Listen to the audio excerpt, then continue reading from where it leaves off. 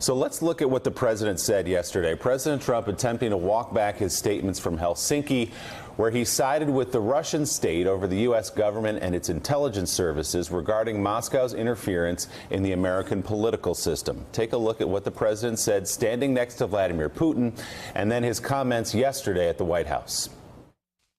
My people came to me, Dan Coates came to me, and some others. They said they think it's Russia.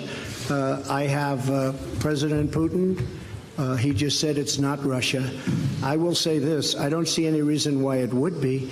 I thought that I made myself very clear by having just reviewed the transcript. It should have been obvious. I thought it would be obvious, but I would like to clarify just in case it wasn't.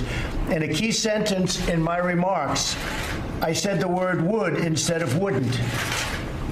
The sentence should have been, I don't see any reason why I wouldn't, or why it wouldn't be Russia. So just to repeat it, I said the word would instead of wouldn't. And the sentence should have been, and I thought it would be maybe a little bit unclear on the transcript or unclear on the actual video. The sentence should have been, I don't see any reason why it wouldn't be Russia. Sort of a double negative. So you can put that in, and I think that probably clarifies things pretty good by itself. So I have great confidence in my intelligence people, but I will tell you that President Putin was extremely strong and powerful in his denial today. Full faith and support for America's intelligence agencies. I have a full faith in our intelligence agencies. Whoops, they just turned off the light. That must be the intelligence agencies. I accept our intelligence community's conclusion that Russia's meddling in the 2016 election took place. Could be other people also. There's a lot of people out there. We'll get into that in just a moment, but quickly, the president just tweeted a moment ago this, quote, so many people at the higher ends of intelligence loved my press conference performance in Helsinki. Putin and I discussed many important subjects at our earlier meeting. We got along well, which truly bothered many haters who wanted to see a boxing match. Big results will come. And last night, the president tweeted this, the meeting between President Putin and myself was a great success, except in the fake news media. Trump's comments yesterday came more than 24 hours after his news conference with Putin. He did not try to clarify his remarks in any of his post-summit tweets, nor did he back down during either of the two interviews he did with Fox News immediately after the summit. Meanwhile, a shot of the statement the president was reading shows that he wrote this, quote, there was no collusion.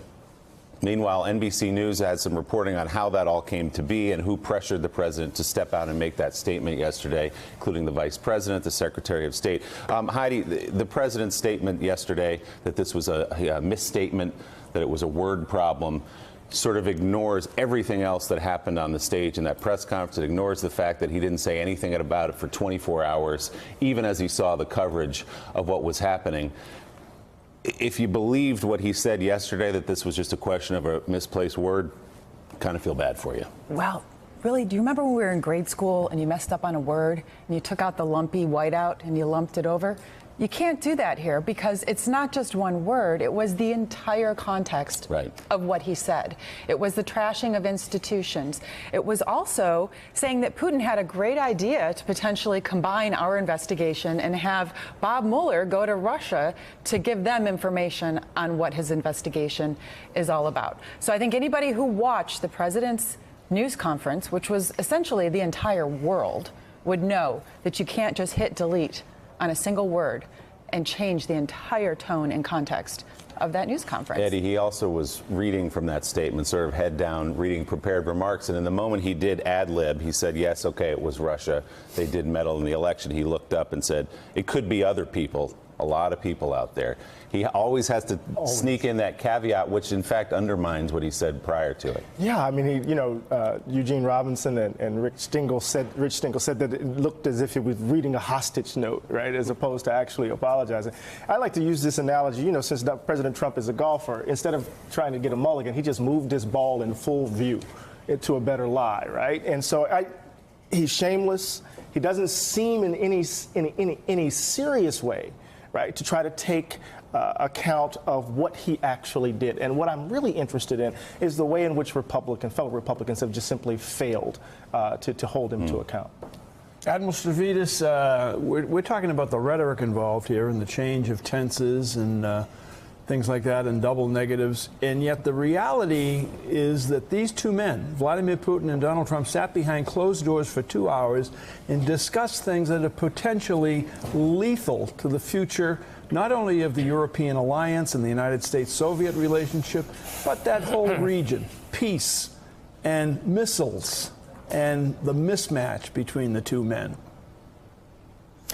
Yeah, Mike, we were talking earlier about this contrast between President Obama and President Trump, and I'm gonna rattle the ghost of another president, and that's President Reagan, because we're also talking about other audiences. Think about Europe and how this is being received there, and think back to Ronald Reagan standing at the Berlin Wall saying, "Mr. Gorbachev, tear down this wall."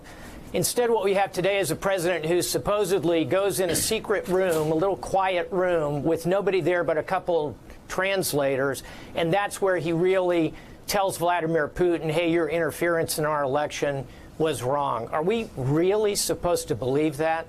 And by the way, I thought the worst moment of the press conference was actually when Vladimir Putin flipped the soccer ball to the President of the United States. It reminded me of the scene in Castaway where Tom Hanks starts talking to his volleyball. Now we've got Ivan the soccer ball in the White House. It's a bad day for the American presidency. So as Heidi mentioned, this wasn't about one line or one word. This was about the full context of the president's press conference with Vladimir Putin. To believe what the president said yesterday, you'd have to discount everything else he said during that news conference, from his withering attack on the Justice Department and the FBI for investigating his campaign's ties to Russia, to Putin's, quote, incredible offer to help with the investigation, to lashing out at those who'd suggested Russian meddling was in any way responsible for his victory, to a debunked conspiracy theory about the 2016 hacking of the DNC, and, of course, Hillary Clinton's 33,000 missing emails. I do feel that we have both made some mistakes. I think that the probe is a disaster for our country. I think it's kept us apart. It's kept us separated. There was no collusion at all. Everybody knows it. What he did is an incredible offer.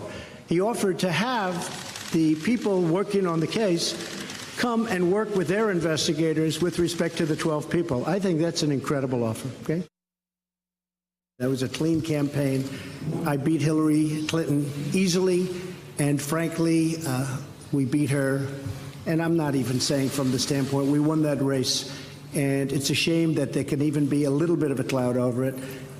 People know that, people understand it, but the main thing, and we discussed this also, zero collusion. The Electoral College is much more advantageous for Democrats, as you know, than it is to Republicans. We won the Electoral College by a lot, 306 to 223, I believe. You have groups that are wondering why the FBI never took the server. Why haven't they taken the server? Where is the server? What is the server saying? I really do want to see the server. What happened to the server?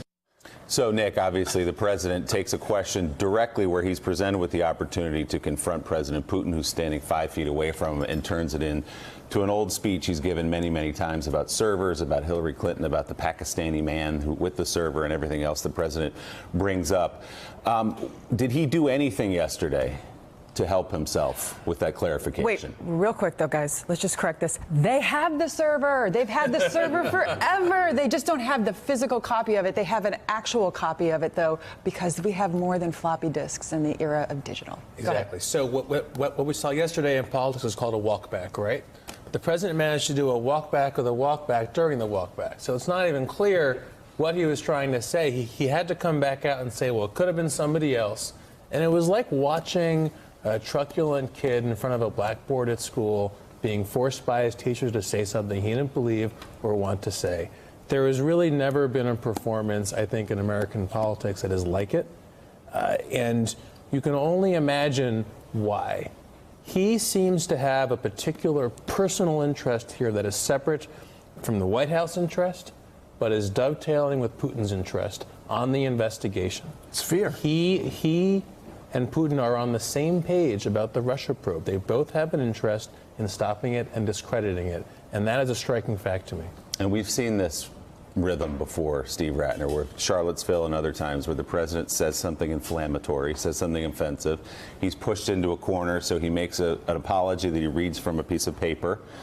And then the next day, which is today now in this story, he resents that he's not being rewarded and thanked for his great apology, and he lashes out again. Yeah, exactly. And look, I think there's several pieces to this. I think the most important piece is the one that Nick was referring to, which is ultimately our relationship with Russia and with Putin. And it's clear from everything he said and done that there's something going on between these two guys which is not really in our national interests. And the Wall Street Journal today had an editorial which I think summarizes, maybe to your point, kind of where the Republicans are, which was they sort of grudgingly accepted Trump's apology and with a lot of sort of shrugs of the shoulder, and then they go on to list all the issues between us and Russia that are still unresolved about arms and interference in other countries and things like that. So I don't think this changes anything about the fundamental issue of Trump's relationship with Putin, which is a scary, scary state of affairs. So Kristen Soltis Anderson, we'll get into some of the reporting on this, but Vanity Fair and Gabe Sherman reporting that Chief of Staff General John Kelly actually called around on Capitol Hill and gave the green light to Republican leadership to come out and publicly criticize the president, hoping to push President Trump into some kind of revision, into some kind of apology, into some kind of clarification. Pretty extraordinary for a Chief of Staff to do that. Well, I think this is different than other times that President Trump has said things that have been inflammatory, that have been reckless. In part, you see it reflected in the number of Republicans that have come out and condemned it.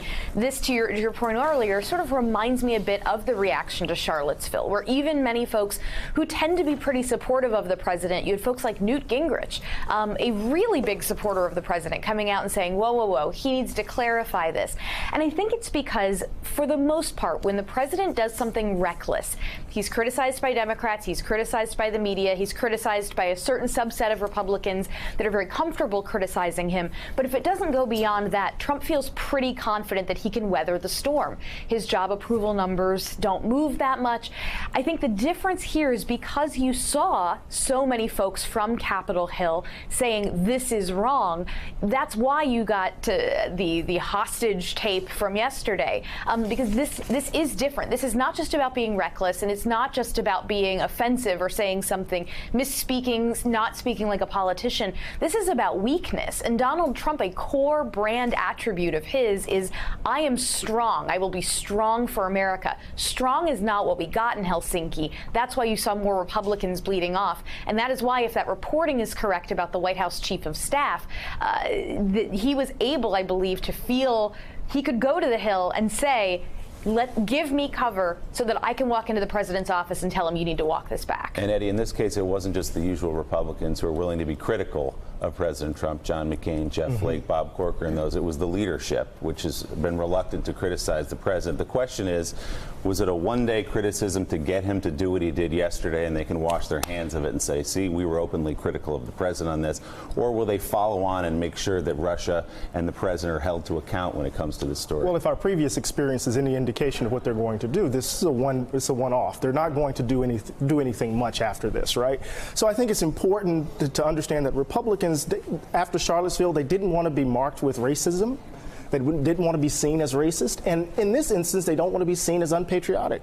So it makes sense that in both those two instances, that a number of Republicans would come out and be strong and have a visceral reaction to Trump's comments. But what will follow from that is very different, because as soon as Mitch McConnell, Senate Majority Leader McConnell, in the first press conference said something about Russia, he immediately pivoted to the judges, right? Lindsey Graham just said he missed opportunity. He didn't appreciate. So, and then Marco Rubio, he clarified matters. But now we need to get to X, Y, and Z. They're already pivoting. So I think this is going to be business as usual. Heidi, you covered the Capitol pretty closely. Bob Corker yesterday, obviously he's on his way out of Washington, but said the dam is finally breaking, talking about the Trump presidency, and he said, thankfully. Is there any indication that that's actually true, or do you feel like the Republicans have gotten on the record critical of the president on this issue and are now ready to move on? Don't look at me like that, Eddie. So I think Eddie made an important point that there was a distinction between the responses, right? You saw some very strong responses by members like Senator John McCain, who said this is awful, it's humiliating, and then you saw the leadership. And the leadership simply said that they had confidence in U.S. intelligence agencies. I think we can all agree that is not a direct rebuke of the president. That said, I do think that there is definitely a heightened awareness and commitment on the Hill to try and make some measures and some movement on election security. We will see that in the House. We will see that in the Senate. I think what we should all keep our eyes on right now is the fact that in the House, there's right now an amendment to actually water down sanctions on Russia. They're going to be going into a conference committee this week with the Senate. Keep your eye on that. That is a big deal that allows Russia to continue to sell military-grade hardware to other countries, and they make a lot of money off of that. Hard to see how they could keep going with that in the context of everything that's happened this week. Everybody sit tight. Admiral Stavridis, want to talk to you about some comments the president made about Article 5 of NATO last night in an interview with Fox, and still ahead on more. Thanks for checking out MSNBC on YouTube, and make sure you subscribe to stay up to date on the day's biggest stories. And you can click on any of the videos around us to watch more from Morning Joe and MSNBC. Thanks so much for watching.